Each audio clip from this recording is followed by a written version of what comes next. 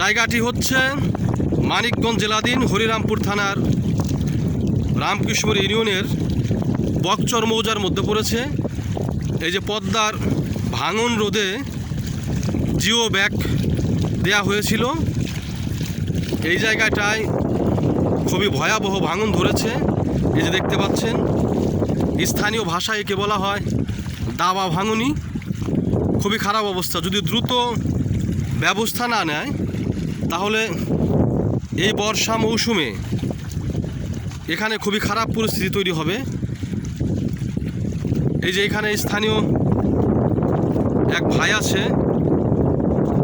ভাই, ভাঙনের কি পরিস্থিতি কি বলেন তো?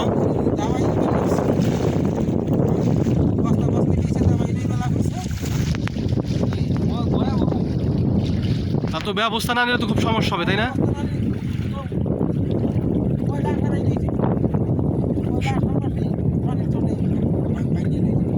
তাহলে তো দ্রুত ব্যবস্থা নিতে হবে। দেখতে পাচ্ছেন আপনারা, এই যে কি অবস্থা, খুবই খারাপ অবস্থা।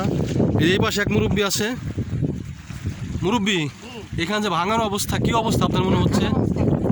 খুব খারাপ না? ব্যবস্থা না নিলে খুব সমস্যা হবে মনে হচ্ছে। সুতরাং যারা সংশ্লিষ্ট ব্যক্তিবর্গ আছেন তাদেরকে অনুরোধ করছি দ্রুত একটা ব্যবস্থা নেওয়ার জন্য।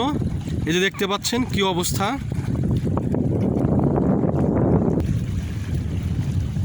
সুতরাং সর্বোপরি অনুরোধ হচ্ছে, যে বা যারা এই পদ্মা ভাঙন রোধের দায়িত্বপ্রাপ্ত আছেন কর্তৃপক্ষকে বিনীত অনুরোধ করছি দ্রুত ব্যবস্থা গ্রহণ করার জন্য।